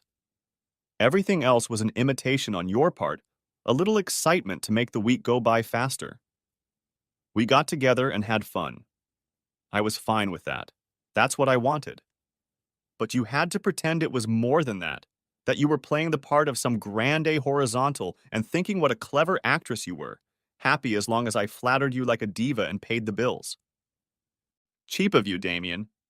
Cheap and accurate. They were silent for a while. Then Caroline said, Are you saying it's over? You said it yourself. I'm stingy, destitute, stuffed, broken, finished. Nothing could be more finished. It was a foolish affair, and now I need to simplify my life. Walk away with the satisfaction of knowing you've dragged me down the drain with you. Caroline cried until she was in bed, unbidden tears of self-pity. As she fell asleep, she contemplated how cleverly she should have blown Damien off. Mostly it was variations on the theme. You bastard let me think you loved me while you lied to me the whole time. But alone in the bed she'd shared with Jack for so long, the words confounded her. Instead of accusing Damien with satisfaction, she heard Jack use the same words against her. It wasn't true. She'd always loved Jack, but there was betrayal in his words, and she heard her own words echoing, You let me think you loved me, and you lied all along. The next morning she woke up with the energy she needed to take charge of her life. She wrote a list of things she needed to fix. The list turned out to be long, but it felt good to write it. The first problem on the list, because it was the most pressing, was money. There was an obvious solution to poverty: sell the house and find a cheaper place to live. She would talk to Jack. He wasn't going back, and he had no reason to object. Then there were the children. They were with Jack now, but should she let them go to school in Brighton? Of course she wanted them with her. She hated to be alone. She hated to have them away from her. And mother must always be better. But she knew that they preferred to be with Jack, and that his unwavering, reliable common sense was what they needed. On her own, she struggled to keep up with the heavy schedule of getting them ready for school, preparing meals, and putting them to bed. It was stressful and caused unnecessary conflict and frustration, especially in the evenings when they were all tired. They blamed her for chasing Jack away and were too young to explain the true state of affairs to them. The respite only came when they were with Jack. Jack was right. She couldn't put her needs before theirs. She denied it to herself, but when she said it out loud, she realized they'd be better off with Jack. Everyone thought badly of her, but she decided to be brave and do the right thing. Go to Brighton and inspect the schools. The next problem was work. She hated her new job and was sure everyone had guessed that she had been sidelined. Colleagues who had previously behaved defiantly were now boldly demonstrating that she had lost her power and blatantly ignored her demands. She blushed every time she met someone she thought knew about her demotion and imagined everyone gossiping about her position behind her back. The loss of power led to a loss of self-confidence. The only way out was to find a new job and start again, but she was paid well for what she did and needed every pound she could earn. It was only pride that kept her going to work every day. Then there was Jack. She reluctantly accepted the fact that he wasn't coming back.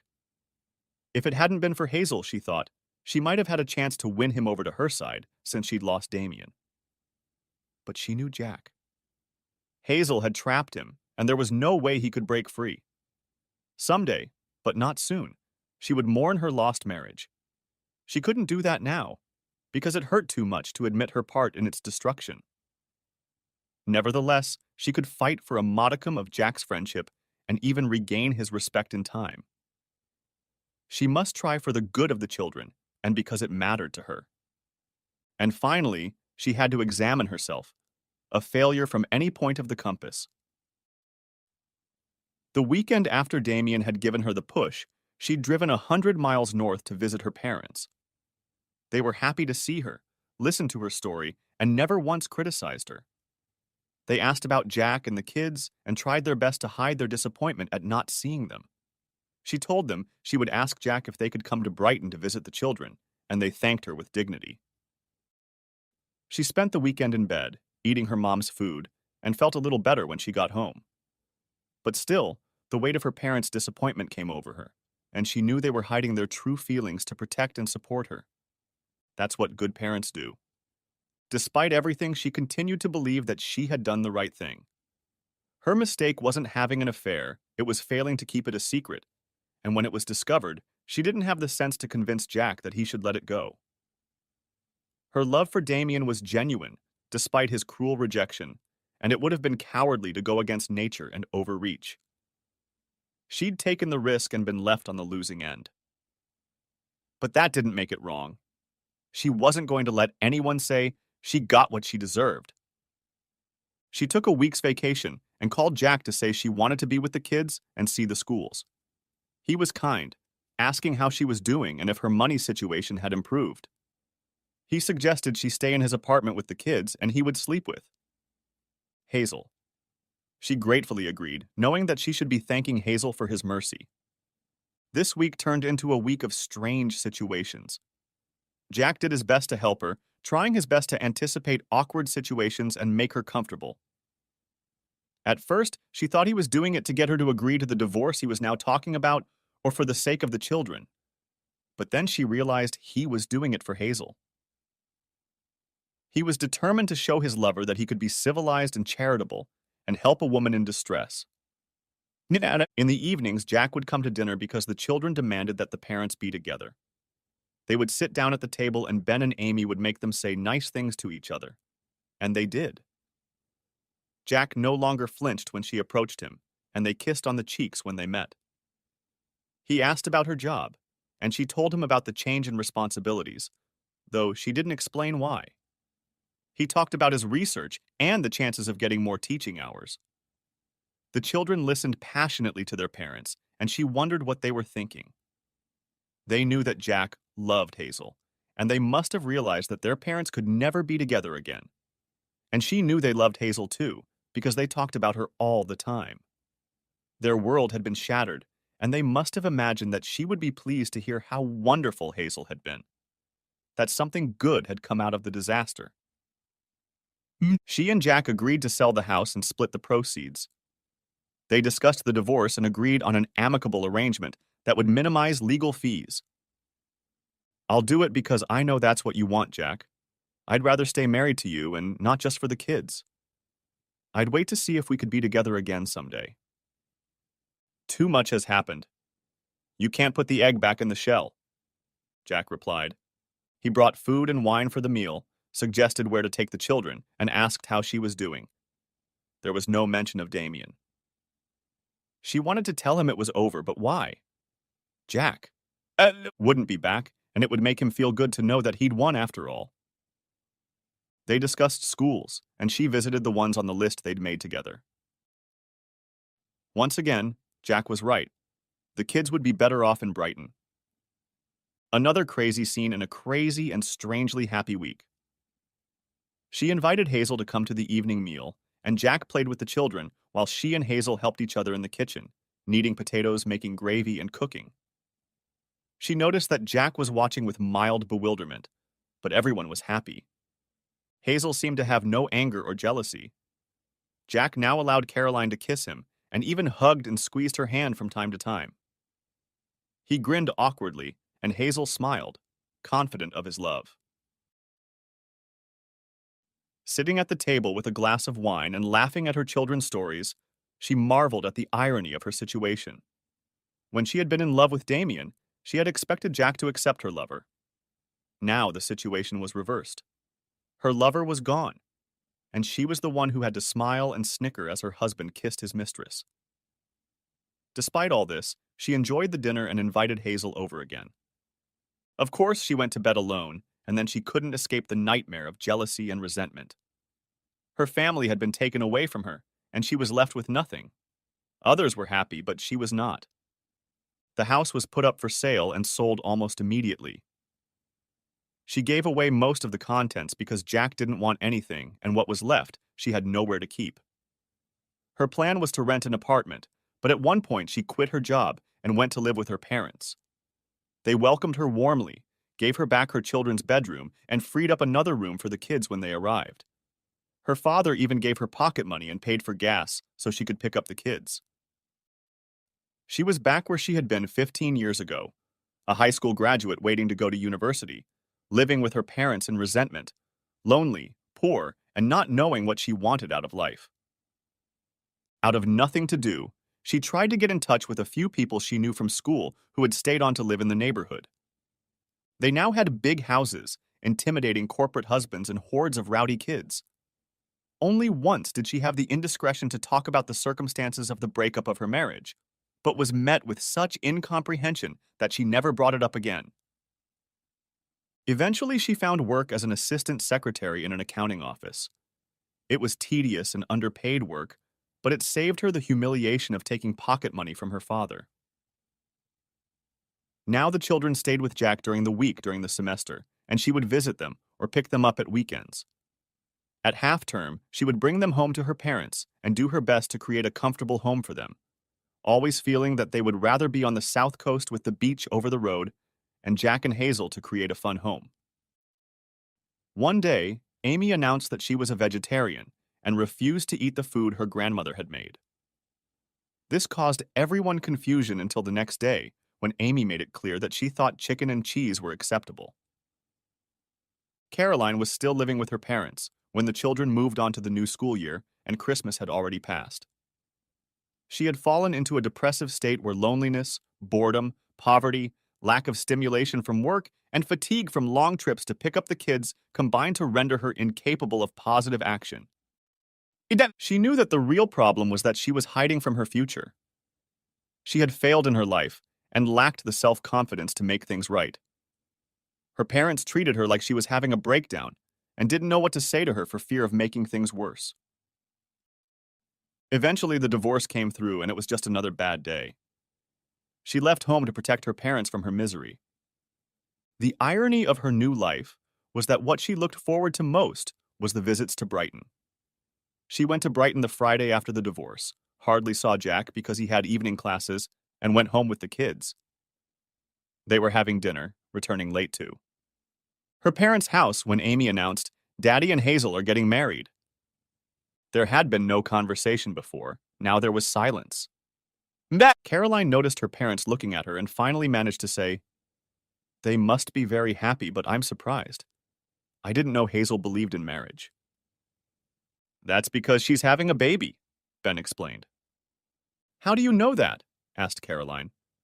"I listened to Hazel and Daddy's conversation. I hope it means the baby will be my real brother and not just a half-brother." Her parents were silent again, looking at her to say what needed to be said. Caroline made an effort on herself to gather her thoughts. "It's not like that, Ben. Half is because our family is split in two. You're half of my family, half of Jack and Hazel's. So I have two families, one here and one in Brighton?" "Shut up, Ben." wanted to shout at Caroline, but her own voice turned quietly to her alone. And I've had 2 lovers. 2 is not twice 1, and now I have no one to love. Caroline felt like she was being crushed under a great weight. Her self-serving lies crumbled, and she realized what she had done. Everything she had gained from her connection with Damien had cost everything she had: her home, her job, and her husband. She was back to where she started, and she had nothing to brag about in the 15 years between them. She had children, but only half of them. They were resentful and looked at her with angry, accusing eyes. They knew she had driven their father away and would never forgive her. She looked at the faces of those sitting at the table. They all knew it, and only she herself could not realize what she had done. The baby could turn out to be a girl, Amy said. If she's only half my sister, she could be half someone else's. I won't mind. Caroline hastily left the table and closed herself in her room. Left alone in bed, she cried all night. For the first time, she recognized that she had not just been unlucky, she had been wrong. Everything she had won was insignificant, like a gambler who bets on a stranger and wins. Winning once only increased her confidence in the eventual collapse, and winning gave a short-lived high for which she was paying for with the devastation of a lifetime. Ben sat with her after breakfast the next morning, irritated and unable to decide what to do. Mom, do you mind being alone? She shook her head. Is Hazel a friend of yours too? I think she's very nice. Are you going to get married again like Daddy? She wanted to say no, but instead she replied, I'll do my best to make sure you see Jack and me as often as possible. She knew it was easier for Ben to accept Hazel than if she introduced him to her boyfriend. And if she had a partner, she was sure Jack wouldn't be as eager to spend time with her, which was all the kids wanted. She hated it, but whenever she suggested that the kids go out for some fun, one of them, usually Amy, would say, Can Daddy come too? She said this even when she knew he worked 200 miles away. Another worry encompassed her late at night. The children loved her because she was their mother, but most of all they trusted Hazel. It was Hazel who made sure they didn't get hurt while she was alone and far away. She let them down, so they were right to trust Hazel. They learned to love Hazel, and when she grew old, they would visit her only out of a sense of duty. Hazel would become a grandmother to their children. She was the cause of it all. There's no one else to blame. And she had suffered too. Never again could she count on a relationship based on mutual support, trust on both sides, equality, where each knows the other is both strong and weak in every way, but will do their best to do the right thing at the right moment. People do bad things not out of a desire to gain an unfair advantage over others, but because they see life through the distorting prism of self-interest. She would never entrust herself to another relationship because she would never be sure she could behave honorably. Caroline wasn't going to go to the wedding, but she told Jack that she would take care of the kids while she and Hazel were on their honeymoon. The wedding invitation, when it came, was a pleasant surprise. Better to be there than to be alone. And she should be there, for the past, for Jack, and for her children. Other than an inordinate amount of effort on her appearance, she hadn't prepared for the day in any way. Her main concern was to remain calm. It was a modest event, a civil ceremony at the registry office, and a reception in one of the university halls. Hazel's mother and sisters and a few of her work colleagues were present, but Jack had no one. His parents had died, and his friends hadn't survived the divorce and job changes. Caroline, moving among these people, most of whom had reason to dislike her, thought she was here as Jack's only friend. It made her feel a little less like the ghost of Christmas past. She'd seen Jack kissing his new bride, which was fine because it was expected, but there had been an uncomfortable moment on the steps outside the registry office when they were taking pictures. At first, it had seemed a travesty of photograph that to the smallest detail imitated and ridiculed the picture of her own wedding with Jack, which had hung on their mantelpiece for 10 years. The same picture.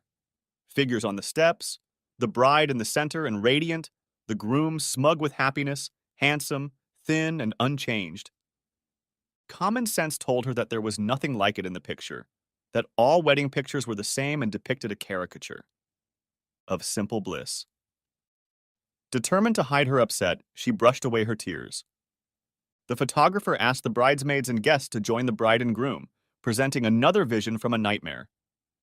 Everything was familiar and yet different her family, but not hers. The scene she could witness but was shut out from her. Her son, unrecognizable in his first suit and slicked back hair, and her daughter with ribbons and flowers in her hair, in a folk dress with ruffles and suspenders, a tight bodice, and a long, full skirt. Angry at her weakness, she began to cry, tears dripping from her chin. When Mimi asked if she was okay, she lied and said her tears were caused by happiness for the children and for Jack. She had to stay until the end and couldn't drink because she was driving. When she wasn't tending to the children, she was mostly alone or sitting with Hazel's mother. They chatted easily, telling each other how wonderful Jack was and what a great couple he and Hazel were.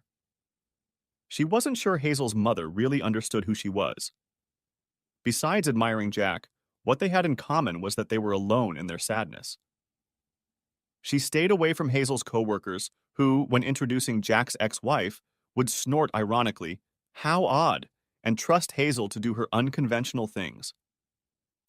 Jack sat with her for a while, being kind and gentle, saying how wonderful she looked, thanking her for coming and praising how well the kids were doing. "How are you doing, Jack? The second time around?" she asked, hoping there was no bitterness in her voice. "Good," he answered honestly. "I'm a survivor. I'm alive and happy. I have a great job. The kids are happy. I have a beautiful wife who is pregnant with my child. What more could I want? I'm sorry things didn't work out the way you hoped. I've made mistakes, and I'm sorry I've caused so much pain. If it's any consolation, I've suffered myself. I know. Looking back doesn't help. We have to put what happened in the past. Appreciate what we have, Ben and Amy, and be open to what life will bring. There's no reason why something wonderful can't happen to you as it did to me. Don't you see? It was that openness to life that brought Damien. I need to get a job and then I'll lead a simple life. Go to work, be with my kids as much as I can, clean up my act. Maybe I'll grow up. I hope we can be friends and I look forward to meeting your child. I'd like to think that in 20 years I'll have sorted myself out and be fit to be someone's companion. And if we can fall in love, even better. What I'm saying is that you mustn't give up hope. Take life as it comes, one day at a time, but do what is right. You're always a sensible, balanced man, Jack. I was so proud of you when we got married. I took it all for granted. Shut up, Caroline. I'm no saint and you know it. Forget about the past and let's stay friends. He was happy. Happy people are impossible to deal with. They just don't see the difficulties. In the final act of A Curious Day, the children were in bed at Hazel's house, and Caroline was sitting in front of the television watching her favorite soap opera. Hazel had gotten the idea that Caroline should stay in the house with the children while they went away on their honeymoon. It would save money and be good for the children. Jack no longer had an apartment on campus, and it took a load off Carlene's parents, who loved their grandchildren, but were tired of their depressed and angry daughter constantly staying with the kids on weekends. Caroline needed time to relax before trying to sleep. She didn't see Hazel as a rival or a conqueror, but she still felt defeated being in the house, especially since the kids rubbed it in that she was a guest, acting like she was at home. They showed her where things lay, how to turn on the heat, and how the coffee maker worked the modern bean-to-cup system, as if she couldn't guess. And though she hated herself for it, she wandered around the house looking for clues about Jack's new life and how it was different from the one they'd had before. Could it be that he'd really preferred sourdough to white bread the whole time they'd been living together and she hadn't known it? Or did he love Hazel so much that he was pretending for her sake? And the slippers at the front door? Was it really Jack? The next day, she threw herself into entertaining the children, and they all had a lot of fun. They went to the seafront, tried the rides, and went back to the crazy golf so Ben could show her how good he'd gotten. He and Amy didn't stand a chance. Her children were happy and excited to be with her. Their lives would be perfect if only she could somehow stay with them forever in their new home. And that, they all knew, would never happen. While the kids were in school, she was looking for a job.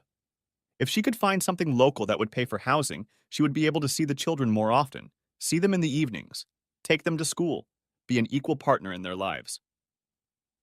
Almost immediately, she found a job a few miles from the coast in Hove. She was to be shipping manager for a small internet company supplying brass door furniture.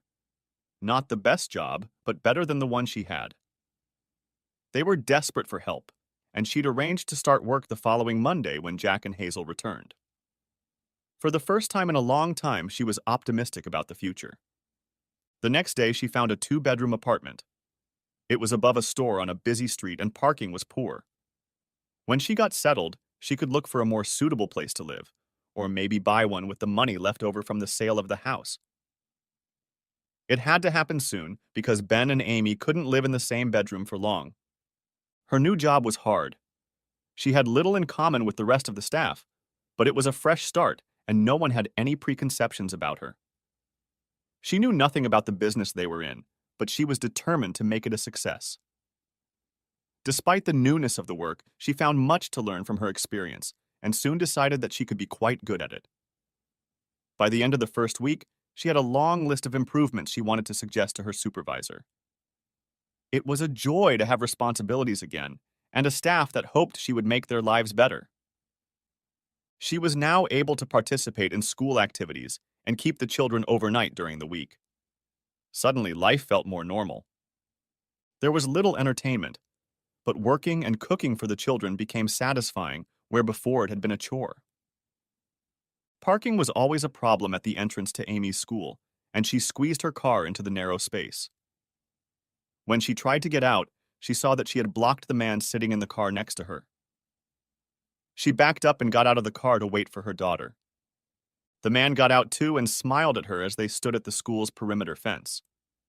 "Like feeding at the zoo," he remarked as he looked at her. "I wish they'd let the kids out on time instead of making us wait." "I'm in such a hurry, I'm only glad I'm on time," she replied cautiously. She knew the man was interested in her. He was respectable, well-built, plain, unassuming, seemed attentive and caring, but she felt nothing. No curiosity, no desire to challenge and influence as she had in the early days with Damien. It would be nice to have a companion, someone to study and talk with.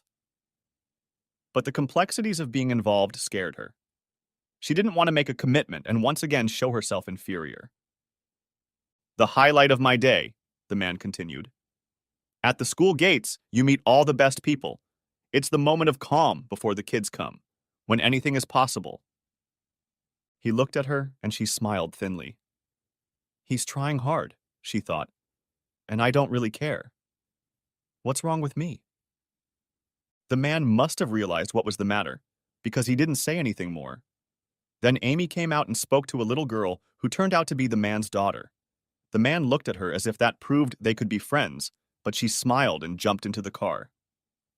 She seemed to have damaged something deep inside her and lost her ability to connect with other people. But later, she wasn't so sure anymore. Perhaps it was just the fact that she hadn't met the right man. Jack set pretty high standards. It was after Caroline's due date that Jack called and asked her to pick up the kids so he could take Hazel to the hospital. She rushed across town to pick up the children and took them to her apartment. There was no news for 24 hours, and she felt as tense as if it were her daughter's baby. When the phone finally rang, she let Amy answer it, and it was the news they had been waiting for. Amy had a new brother, who was named Oliver Graham, after Hazel's father. Caroline picked up the phone to check that everything was okay and to give Jack and Hazel her congratulations. She was delighted to receive an invitation to come visit as soon as she wanted. They immediately went to visit and found Hazel feeding a toothless, bald Oliver Graham. Caroline sat down beside her on the sofa. In her arms lay a miniature version of Jack, frowning sternly. At least that's what it looked like to her. Holding the baby in her arms, she was calm in a way she hadn't been in a very long time. Oliver Graham swung his arms, and his palm caught her index finger. Jack grinned. Ben and Amy crowded close by and stared at their tiny brother in amazement. Their family was complete. Her failures had hurt everyone she cared about, except Oliver Graham, perfect in every way. She had to be brave and stop looking back. Life was waiting for her to reach out. It's never too late to start over, and this time, she knew how to make it right. The end. Thanks for watching. I hope you enjoyed it, so subscribe to my channel and watch the next video.